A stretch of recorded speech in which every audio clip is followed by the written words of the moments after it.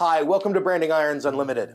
Today we're going to be test branding different species of wood using a range of different variables. And along the way, we will note the settings that we use to develop a reference chart for heat settings and dwell times to compare with our results on different types of wood. We'll also be discussing a few common terms, questions, and tips for branding wood to help you achieve the best possible marks on your pieces. Like and subscribe if you want to see more of this content in the future. First, we'll be noting some terminology and discussing some notes about the tools we'll be using, and then get into the testing. There are chapters noted in the video description and timeline in case you want to skip ahead to the test results. First, a note about electric heating tools and heat up times. In general, when you're using an electric heating tool, you do want to use a TCU, shorthand for temperature control unit. With the TCU, you can regulate the approximate amount of voltage that is delivered to the heating element. This results in being able to roughly adjust the level of heat that the branding iron will produce.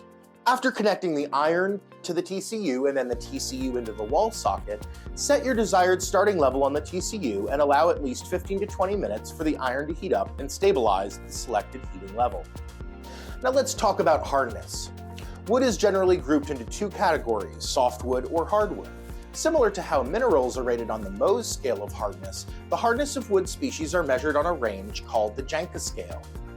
This plays a role in the branding of wood, as harder species generally will require more heat or a longer dwell time than softer wood species in order to make a mark of similar darkness.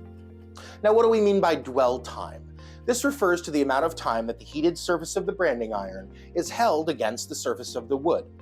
We'll test a range of different dwell times with different settings on the TCU to see how that affects the different marks achieved. Please note that the marks achieved with these settings and dwell times will only correspond specifically to this branding head size, as the larger the size of the engraved branding head, the higher the setting will need to be to make a mark of similar darkness. For these test marks, I'm using a branding head that is 1/2 inch high by 2.5 inches wide. However, the engraved text is smaller at around 1/8 inch character height. Starting with a setting of 50 on the TCU, I'll make 4 marks on each species of wood, dwelling on the surface for increasing amounts of time. I'll also be pausing for a minute after each mark to ensure that the branding head has had time to recharge. After marking all of the species on the setting of 50, I'll then increase the setting and repeat the process for the settings of 75 and 100. Although this particular SmartTouch TCU allows for fine control over 100 possible settings, I'm using these 3 specific levels to show a rough range of branded marks at different dwell times. This demonstrates the process that we recommend going through on your own to fine-tune the performance of your heating tool and to practice branding your logo or text on the intended finished material. Today we're going to be branding balsa wood, pine, maple, cherry, and African Padauk. Each specific material has different characteristics, so it is important to do test markings on the same type of material as you intend on branding for the finished mark. This way you can confirm that the heating level and the dwell time is correct to the type of mark you're looking for. All right, time to start branding. So I'm going to start here with 1/2 second dwell time, really just touching the wood and then releasing, very little dwell time at all.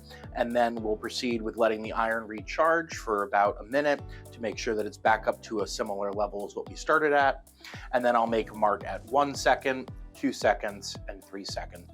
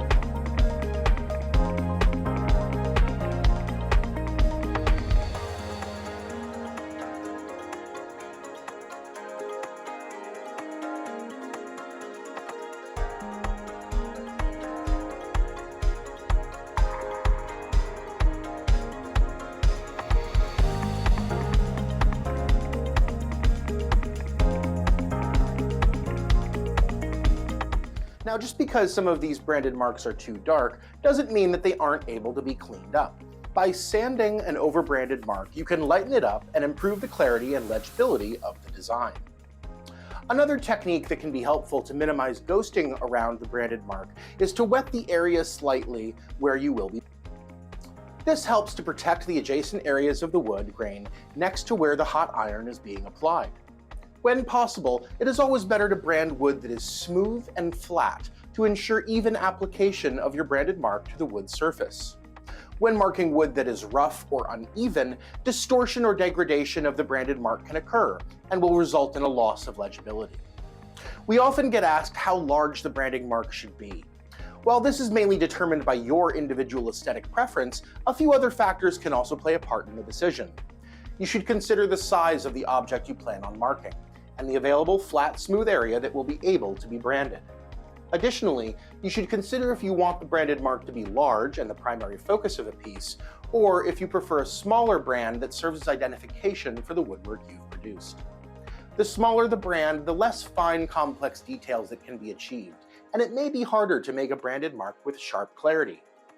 Also, the smaller the mark, the smaller the character size which can be produced, which in turn can affect the legibility of any text which is included with your designer logo. The size of the branding head also affects the type of heating tools which it will be compatible with, and if choosing an electric tool, the wattage of the tool required. Small sizes are compatible with our light-duty, fire-resistant handle and electric heating tools, which attach via a 3/8 of an inch tapped hole on the back of the branding head. Large sizes instead require our heavy-duty handle or electric heating tools that attach via a 5/8 of an inch threaded shank that is brazed to the back of the branding die. We also offer a heavy-duty propane branding head that attaches to a propane burner for direct connection to your propane tank. Thanks very much for stopping by. If you have any additional questions about the process of branding or the types of tools we can produce, leave a comment below or visit our website to design and purchase your branding iron online. See you around the shop soon.